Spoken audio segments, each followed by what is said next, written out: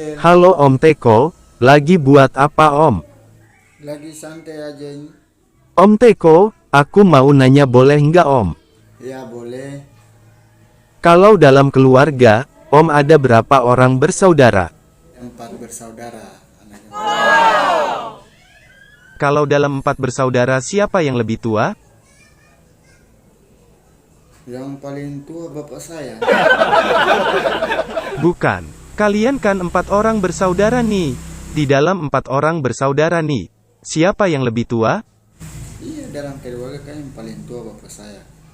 Haha, dasar bego, kalau dalam keluarga memang bapakmu yang lebih tua, kalau ada kakekmu juga di situ kakeklah yang lebih tua, haha, gini. Maksud saya kalian kan bersaudara 4 orang nih. Kamu anak keberapa? Iya, saya kan 4 orang ini.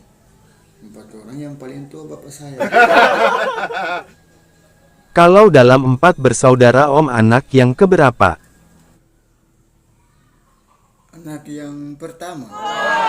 Nah, itu yang saya maksud, berarti kamulah yang lebih tua dari saudaramu yang 3 orang ini. Oh gitu ya.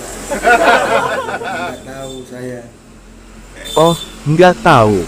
Dasar bego, gitu aja nggak tahu. Malas ah, ngomong sama Om, nggak nyambung sekali. Ditanya lain jawabnya lain, haha, nasib, salah tanya orang saya.